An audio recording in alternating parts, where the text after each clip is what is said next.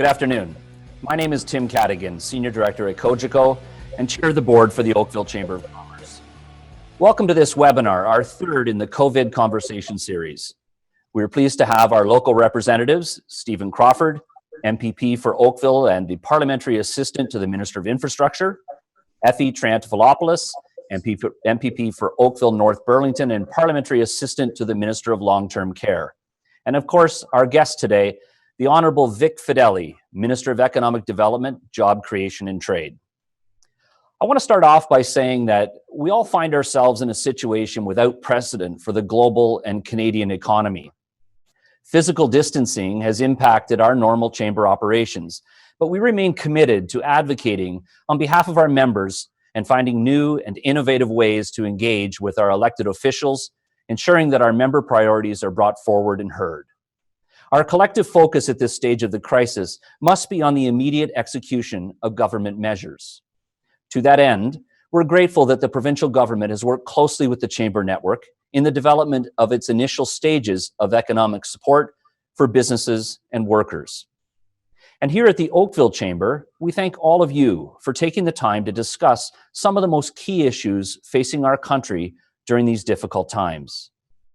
The questions I will ask this morning were developed by seeking feedback through a call to action from our membership. We did our best to consolidate your questions, concerns, and themes, and relate them back to the portfolios of our elected officials we have on today's call. So on that note, let's get started. I will start with Vic Fedeli, Minister of Economic Development, Job Creation and Trade. Good afternoon, Minister.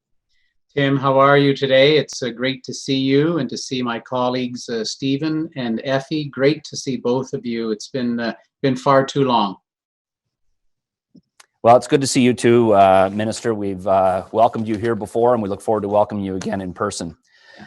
These unprecedented times have called for unprecedented measures from all levels of government. I wonder today if maybe you could start off by providing an overview of the role of the provincial government in the response to COVID-19.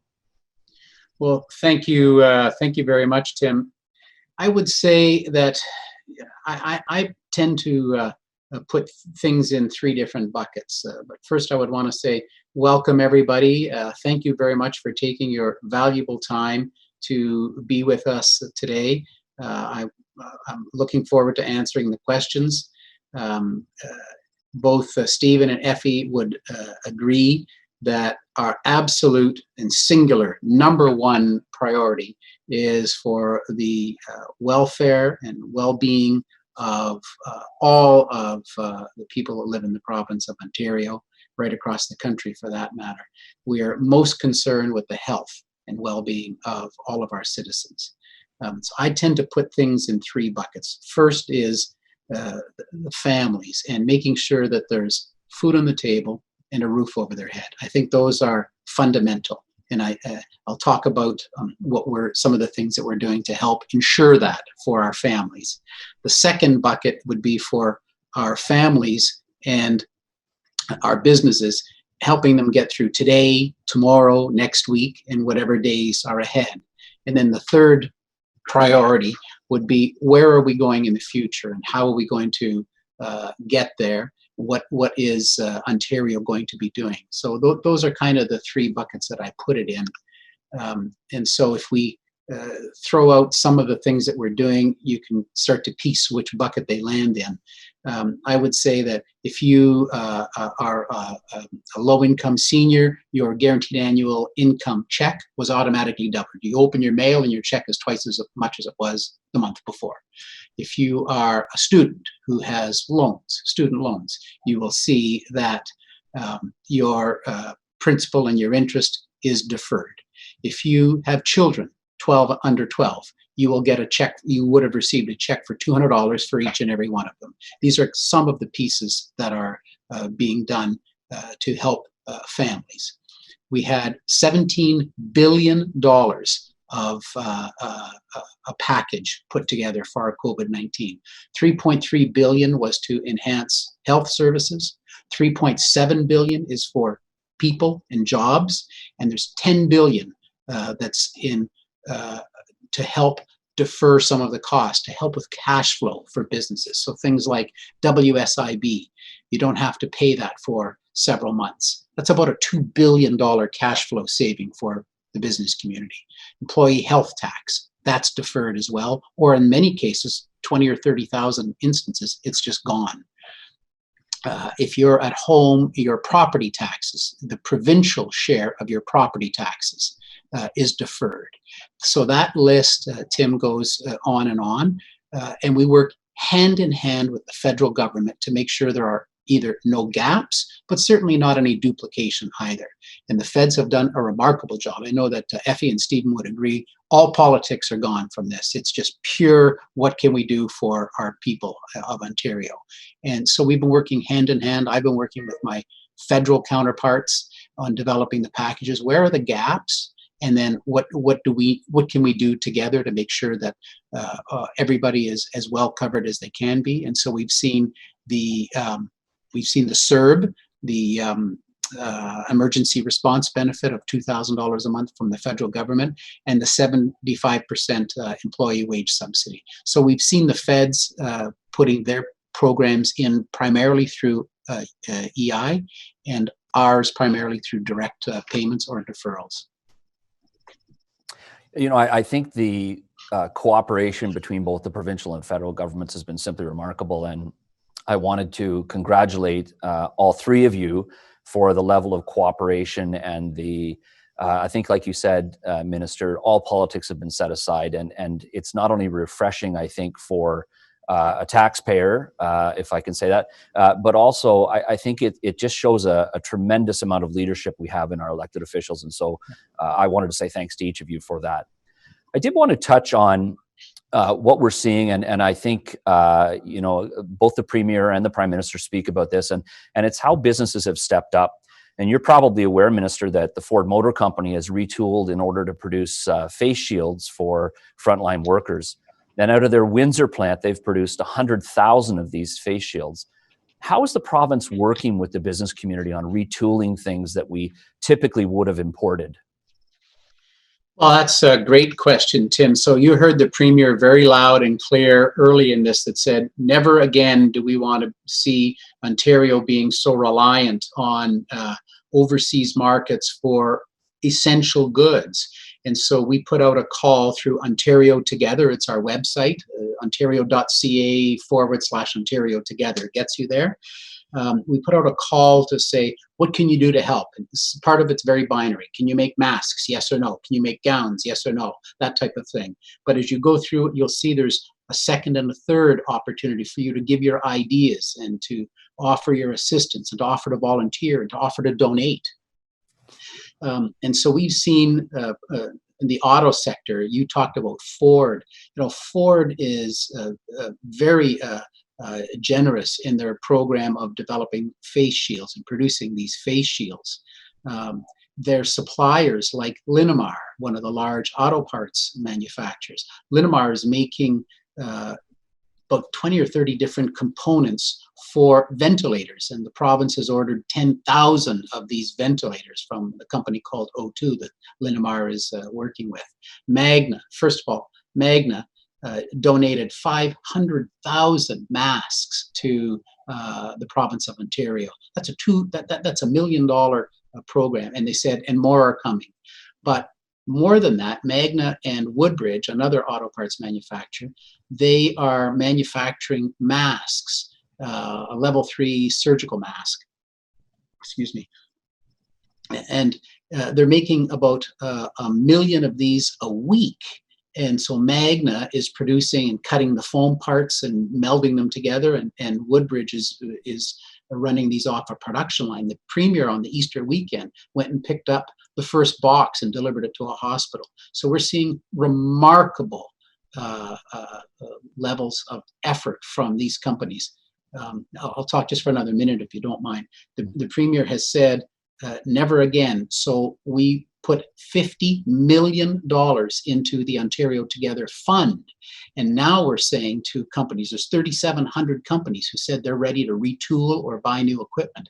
So we're offering this $50 million fund where these companies can put a plan in to show us how they're going to make only PPE. Again, masks, ventilators, wipes, sanitizer, gowns. The first company I called quite a long time ago, many weeks ago now, was Canada Goose. As minister, I had just toured their facility, and now after COVID-19, I called and said, "You have all these sewers. What about making something that we need?" Now they're making 700,000 gowns for our frontline workers and people and patients. So this is the kind of spirit, Tim, that we've seen throughout Ontario. In Oakville, as an example, Astound Manufacturing, right in Oakville, was another company who stepped forward. They normally make these booths for conferences, but they needed at St. Michael's Hospital, they needed supplies in 3 days to build these room dividers, and Astound jumped in. So you've got companies right in Oakville being part of the spirit of Ontario together. We're proud of them. Yeah.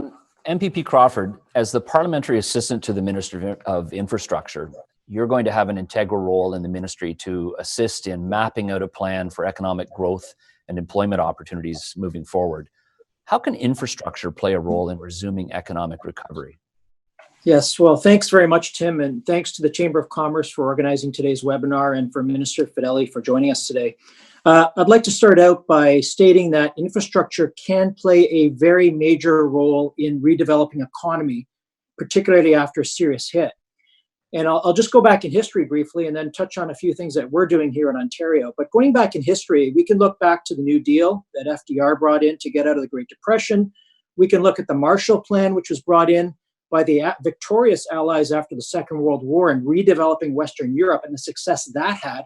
And even more recently, after the financial crisis, when the Harper government brought in a financial stimulus plan, which included infrastructure. So infrastructure can play a very important role towards rebuilding an economy. Now, the environment is right for infrastructure right now, in that interest rates are really at an all-time low, and we forecast that's likely going to be the case for some time. And of course, with infrastructure, it's borrowing large sums of money for the long term. So that does play a key role in long-term infrastructure planning. And we should also be thankful that here in Ontario, we are home to Infrastructure Ontario, which is one of the world's leading infrastructure organizations. We have people from all around the world coming to Infrastructure Ontario to see how we operate, how we manage, and how we've been able to put out $16 billion to local infrastructure projects. Now, with respect to what the Ontario government's doing, we have already committed, firstly, a $144 billion infrastructure build over the next 10 years. So that's the largest infrastructure build in the history of Ontario. Now, this was put in place before the COVID-19, but this will start filtering through in the next year or two, and this will have a major impact on economic activity. Secondly, we've committed $28.5 billion to upgrading Toronto's subways. This is the largest transit infrastructure build in North America right now.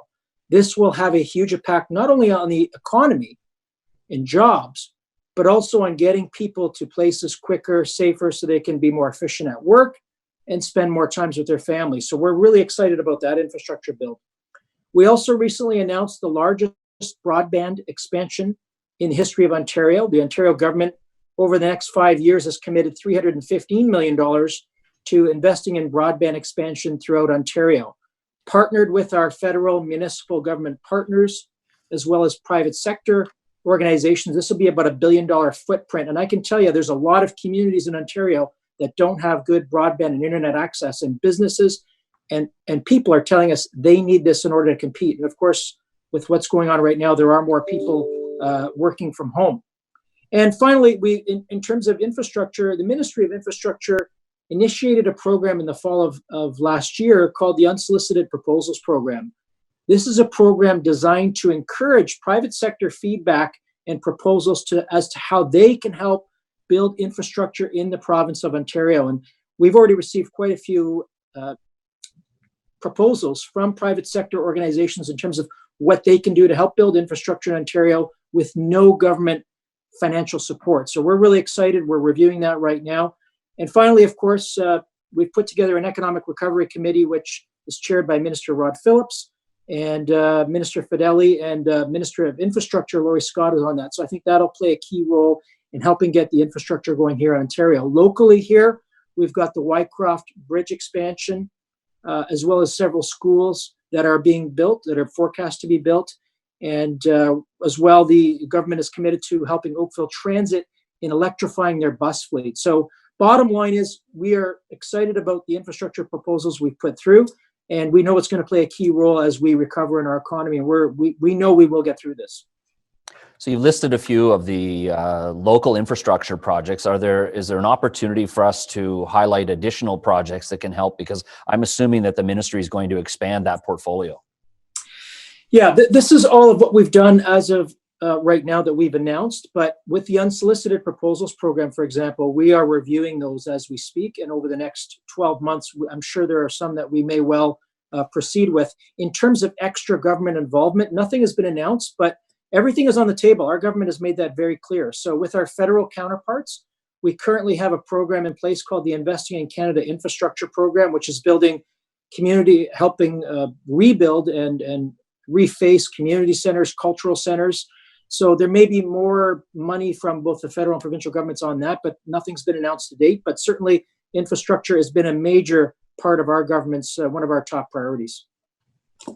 Minister, I want to circle back with you. Off the top, you listed quite a few projects that the province is implementing. One of the top things I think we're hearing from our membership is around the relief measures to do with rent. I think that's probably maybe the number one concern. Can you share any details on plans the province has to help businesses manage commercial rents in concert with the federal government announcements? Thanks, Tim. We're right in the middle of our, I won't call them negotiations, but our discussions may be a better choice of word, between the province and the federal government to look at what can be done and how it can be done. You heard the Prime Minister some days ago now announce that there's a rent relief coming. And so we continue to work with the feds to develop exactly what that will look like.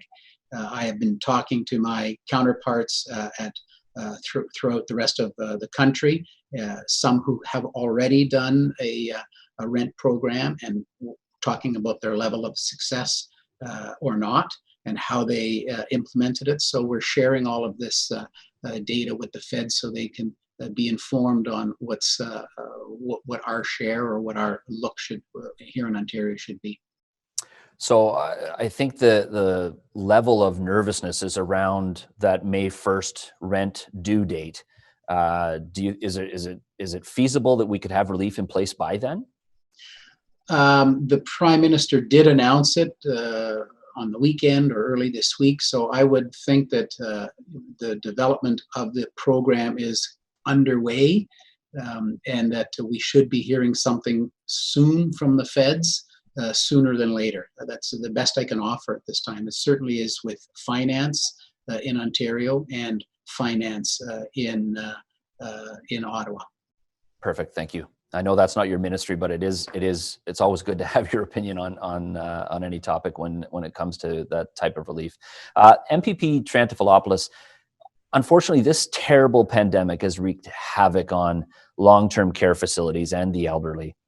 And as Parliamentary Assistant to the Minister of Long-Term Care, can you provide us with an update on the government's plans related to the crisis in long-term care facilities? Thank you, Tim.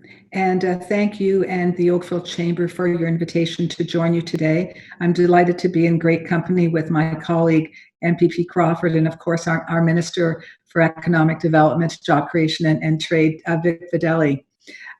We've all been watching the news closely. As you know, our Premier has been on media conferences on a daily basis to give us the updates that we need. And certainly one of the focuses for us is very much long-term care. And we understand how vulnerable residents in long-term care, but also retirement homes and generally seniors over 80 years of age are to the COVID-19 virus and the risk it poses directly to them. So that's why our government moved very rapidly at the start of this pandemic to prevent and contain COVID-19 from long-term care homes. The government gave its first guidance to long-term care homes on February the 3rd about the need to screen staff and visitors. Since then, following the advice of the Chief Medical Officer, further guidance, emergency orders, and regulatory changes were made to keep pace with the rapidly evolving situation. We invested $243 million in emergency funding to long-term care to support the need for additional staffing, because we knew we were short-staffed there, screening, infection control, and extra supplies needed because of this pandemic. Last week, we took further action. Dr. Fullerton, the Minister for Long-Term Care, enhanced the testing and screening for symptomatic residents and staff. And as of this past weekend, as an example, about 10,000 tests had been completed of residents in long-term care homes, including about 3,000 tests done over that past weekend alone. So what we've done is we've directed that staff, who usually worked in more than one facility, could only work in one long-term care home, one retirement home, or one other healthcare setting during the pandemic. The government also set up what I'd call a health SWAT team to support homes with infection prevention and control. As Minister Fedeli said, the safety of all Ontarians and certainly residents and staff remains our number one priority in long-term care homes. So when homes are experiencing critical staffing storages or need for help with infection control, we will make sure they have the support they need immediately, including sending staff from hospitals and home care nearby. We're also working with the public health units to set up regional teams to support individual homes. So now these teams have been deployed to the highest risk homes. They have already helped more than 30 homes put in place infection control protocols, deal with staffing issues, and supply personal protective equipment. Together, taken together, we believe that these measures are helping to keep residents and our frontline staff safe. For example, in our Halton community, we have 443 cases of people who have COVID. And of those, 70 have been residents in long-term care homes and retirement homes. Currently, there are 2 cases in long-term care in Oakville and 1 in a retirement home. So I think all in all, that speaks volumes to the frontline workers and the support they've given to our long-term care community in Oakville and Halton region. If there are any families who are listening who have concerns about their loved ones in long-term care, there is a family support line, and I'd like to give it to you so that people can take it down, and that is 1-866-430-0144. So this line is available from 8:30 in the morning until 7 o'clock at night, and it's staffed by experienced long-term care inspectors who can answer questions and give the families the information they need about that particular long-term care home. Thank you. So you said that was from 8 until 7. Is that 7 days a week? 8:30 a.m. 7 p.m. 7 days a week. Perfect. Thank you. Minister, I want to go back and talk a little bit about essential services. And there seems to be a fair bit of confusion around which businesses are on the essential services list. How is the criteria developed, and will the essential business list, will it change again? Thanks very much, Tim. First of all, I just have to comment after listening to both Stephen and Effie, how proud we all are and how proud you should be at these 2 very, very, very professional members of provincial parliament and parliamentary assistants and the great work they're doing. I was impressed just listening to both of you. Congratulations to you both. You're just such hardworking people for your residents. I want to say thank you. Tim, you said there's a lot of confusion with the list. Now, this is a point that I have to make. I probably should be more diplomatic when I say this, but I won't be. It's mostly people just don't like what they heard. It's not that they don't understand it, they just don't like it in some instances. That was a very, very tough thing for the Premier to do. He said that day that the first day that the essential business list came out, there were 74 businesses listed on it. And that was put together very thoughtfully by a committee of cabinet ministers and vetted through cabinet entirely. So a lot of toing and froing and tugging and pulling to get that list. We really wanted to make sure that the public understood we only want those businesses that are essential. We're trying to flatten the curve, as the expression was and still is. couple of weeks later, the chief medical officer of health came out, and the premier led the country in announcing our modeling. And it was very alarming. There could be up to 80,000 people getting sick, and God forbid there could be 1,600 deaths. So in tandem with that modeling list, the premier also did what he called the unthinkable. He had to announce that we're shrinking that list even further. And again, that was a tremendous amount of work, but guided by the chief medical officer of health. Brought that list from 74 businesses down to 44 businesses. And now we're really at the core essential. This was really to hammer hard and to bring this outbreak in control in Ontario. And as you've seen from the latest modeling that came out this week, weeks later now, it really has worked. We did not hit that 80,000 number because people stayed home. They stayed put. And so now, yes, of course, the weather's starting to get nice. Now I'm looking out my window in Corbeil, Ontario, and I got 3 inches of snow on the ground that has stayed for 3 days. So, I'm not thinking about golf courses or flower, planting at my garden. But in Southern Ontario, certainly those thoughts are there, and the weather's a little nicer.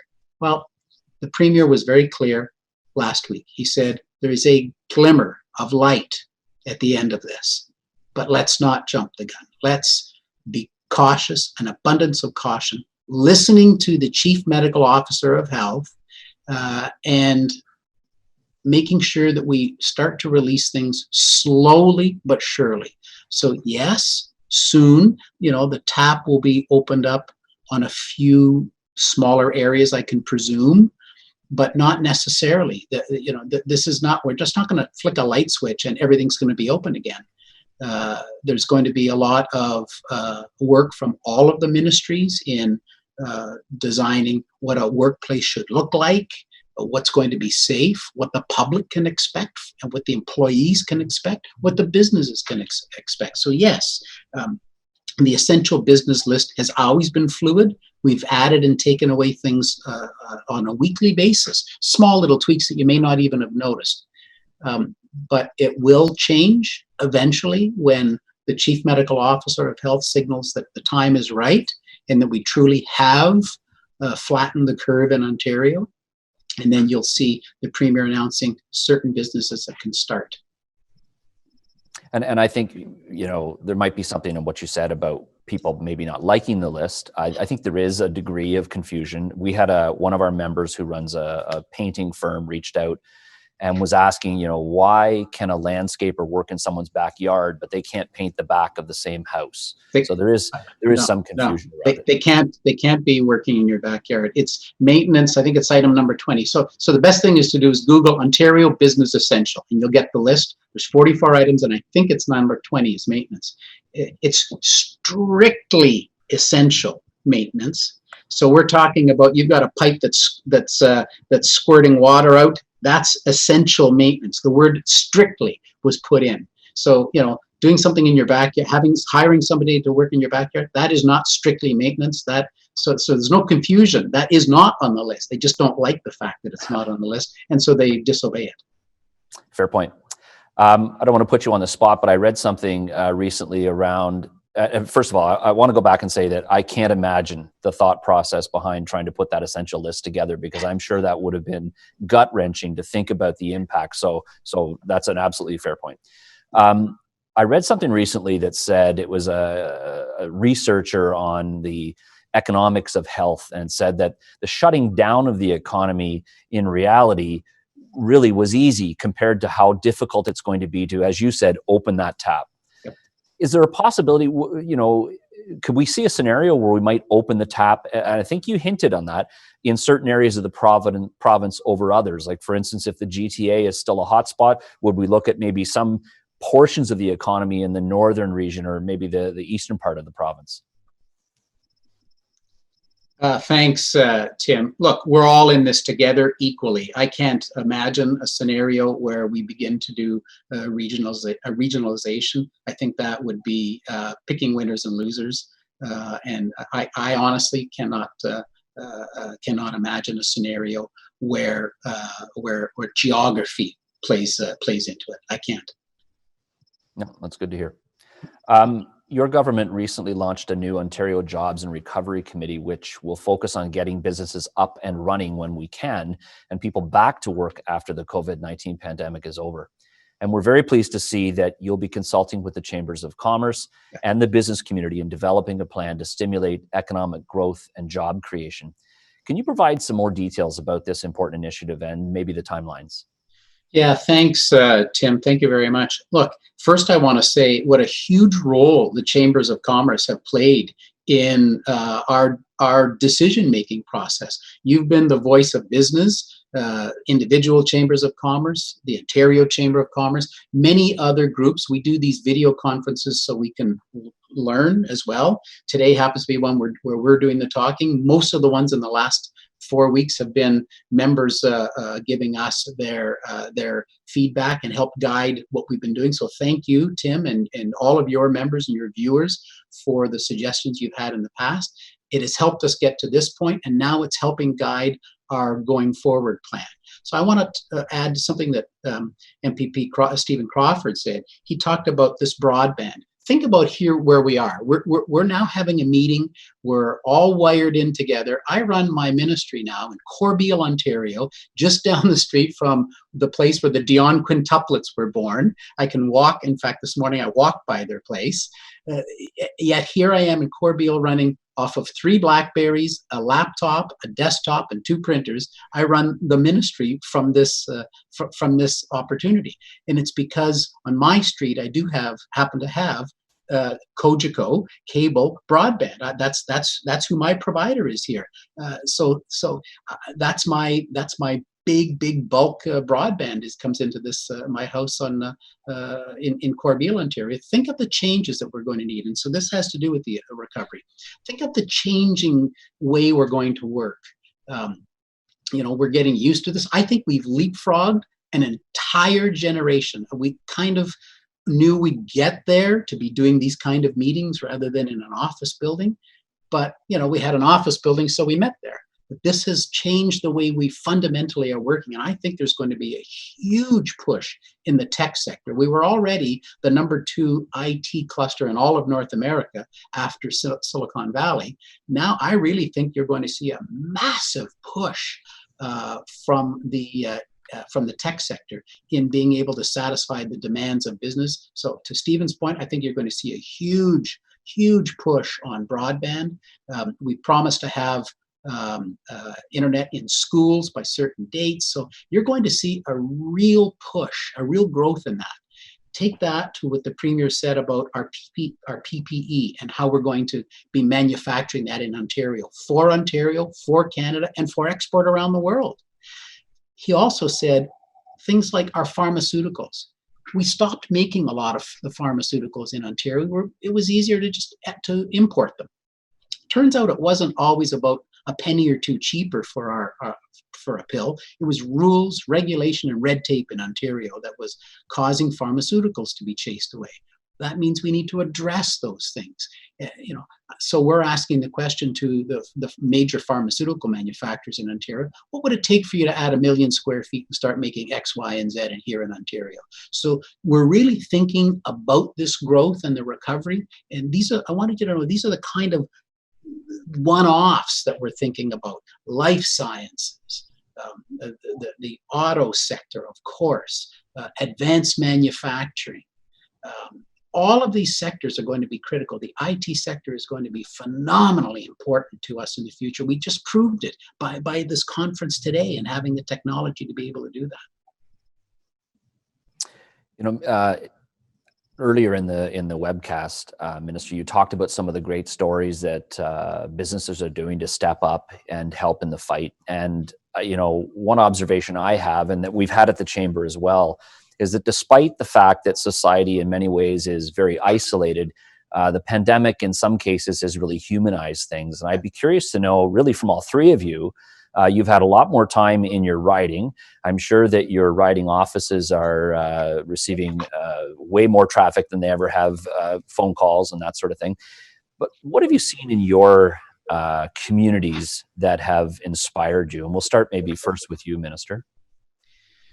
when we launched Ontario Together, I did a lot of media, maybe 5 or 10 or 15 a day, various media talking about places like Ford, who are making 100,000 face shields. So here in North Bay, I got a call from a German immigrant who I met when I was mayor of North Bay. And he said, you know, Vic, I want to give back.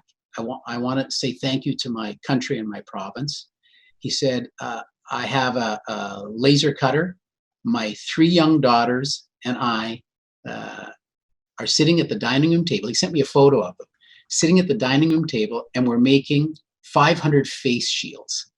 And he said, you know, I know that the big companies are going to get tooled up, geared up, and start making them by the hundreds of thousands. But us little guys will make these products until the big guys can deliver. And I thought, wow, he captured the spirit of Ontario, the true spirit. MPP Crawford? Yeah, thanks, Tim, and Mr. Fedeli had a great example. And, you know, I want to start out by saying that we meaning our government, understand what business people are going through right now. I know Minister Fedeli has certainly been in business before. Myself, I was involved in 2 asset management companies through horrible crisis, 2011 and the financial crisis of 2008. So I very much get what people are going through. We get it. We understand it. And what we want to do is to be able to help business people. Now, there's been many examples of companies here in Oakville and organizations that are adapting to the world we're in right now. And I think I could start out by saying the Oakville Chamber of Commerce and just organizing this webinar and the way you've adapted to the world we're in today, I think has gone very, very well. You're keeping your members connected to government, to business, to hearing what's going on in the community, hearing what's going on in government, and as well as getting feedback from your membership to us. So I think you're a prime example of how to be able to adapt to the environment.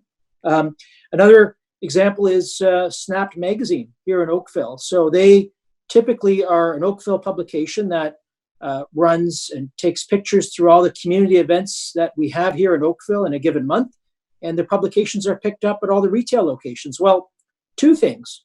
There's been very few events organized, obviously, none in Oakville over the past month. So it's hard to take pictures at events that aren't existing. And secondly, their retail locations are primarily closed. So that organization's been tremendously affected, yet they have survived and adapted to the world we're in today. So what they've done, they outreach to their advertisers and asked us, you know, this is what we're thinking of doing. So what they're doing is they want pictures from community members, from MPPs, from business people, how they're working and adapting at home, how their kids are going to school.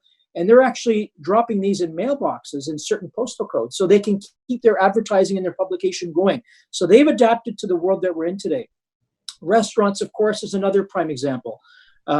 So many restaurants here, great restaurants in Oakville and downtown Oakville. Obviously, they're shut down, but many have adapted to takeout, and they're sending out emails on a daily basis. And I encourage all our residents here to be able to support those local restaurants, whether it's Seasons Restaurant in downtown Oakville or Kerr Street Cafe. There's so many great restaurants that have adapted to the world we're in. So I think that those are just a few examples. I know Minister Fedeli touched on Astound as well, group, which is typically made booths, and they've adapted now to making these plexiglass in front of for hospital workers as well as restaurants. So they've adapted to the world we're in. I think the key point here is that businesses have adapted. And I also want to highlight there's so many businesses that are actually doing work in terms of sponsoring, donating masks. Just yesterday, I was at the Oakville Hospital with a company, Grasshopper Energy, that donated 6,000 masks to the Oakville Hospital. So many companies have adapted their business model, but also have shown the Ontario spirit that Minister Fedeli touched on. So I'm proud to be a part of this community, proud to be a part of this great province. And I'll certainly leave it with the point. Let's remember that after the Spanish flu in 1918, which is really the closest comparison we can go to, there was about a year of where it was very difficult economically, but the 1920s was an incredible decade of economic growth. And I am so confident in Ontario and Canada as a nation that we will get through this stronger than ever. I am really positive and excited about the future, notwithstanding we're going through a difficult time right now. So I think we've got great business people, great innovation and creative people in this province, and we'll get through this. Thank you. MPP Triantafilopoulos. Thank you, Tim. And I'd like to echo very much what both Minister Fedeli and Stephen have said about the enterprise and the spirit around creativity when it comes to creating the kind of an environment economically we're going to need to go forward. But beyond that, what struck me the most, even though we're all self-isolating, was how people reached out, families reached out. Over Easter, you saw that they were having Zoom dinners. I know that's what we did for our Easter. I had a family in Montreal, a family in Mississauga, a family in Oakville. We all came together over Zoom in order to enjoy a family traditional dinner, even though we couldn't be together. So I think of all the other families that have done similar things. The other thing I wanted to touch on to sort of augment what Stephen was saying, in addition to all the businesses in our communities who've kind of risen to the occasion, have been all of the not-for-profit charitable organizations who've done the same. And they've also been very nimble and creative in how they've been able to assist us. So, you know, you'll have all of the Rotary clubs were galvanized into action. Oakville Community Foundation, the Oakville Chinese Community Response Fund, which also delivered PPEs to our local Oakville Trafalgar Hospital, Habitat for Humanity, and the list goes on and on. So we found that not only in our business sector, but also in our charitable sector, everyone rose to the occasion. And it truly is a testament to the people of the province of Ontario. So when the Premier talks about Ontario's spirit being alive and well, we've seen the demonstration of it very, very much so in the last few weeks. Thank you. We're coming up on the end of this webinar, but I did want to take an opportunity, and it's a complete thievery on my part, Minister. I watched an interview that you gave, I think it was earlier this month. And so previously you were the mayor of North Bay, which means you're basically the CEO of a very large staff. Prior to that, you had a successful career in business, which MPP Crawford alluded to. Can you talk to our members and briefly about what should they be thinking of right now? Well, you know, that's a great question. And I think first is your family, of course. You've got to, you know, if you are confined with your loved ones, then hug them every day that you can. And if you aren't, if your family is afar, as Effie talked about, you know, continue to surround yourself electronically with your family. But as a business person, you really should be thinking of your employees today.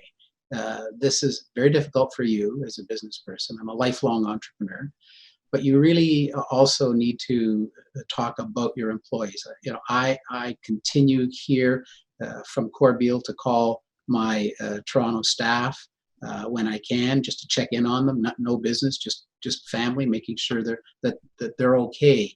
You know, they're going through a lot psychologically as well.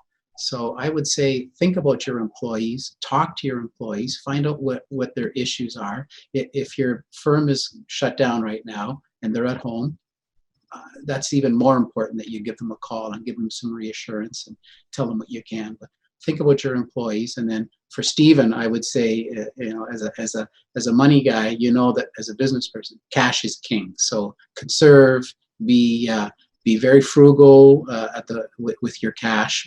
You need to conserve that because there are days ahead when you are going to have great opportunities, and you'll know that cash is king. So those would be my thoughts as from one lifelong entrepreneur to others. Great advice. Thank you, Minister Fedeli, MPP Crawford, and MPP Triantafilopoulos for joining us on COVID Conversations. We appreciate you taking the time out of your busy schedules for a very important conversation on the provincial government's support for business during the COVID-19 pandemic. Our next COVID conversation will take place on April 27th at noon. We'll be joined by the Chief Medical Officer at Teladoc, Dr. Hanif Jamal, as well as Brett Tanner, the Ontario Marketing Director for the Chamber Plan. And to everyone on Facebook Live, Zoom, and on your TV, thank you for tuning in. Thanks again, and have a productive and safe day.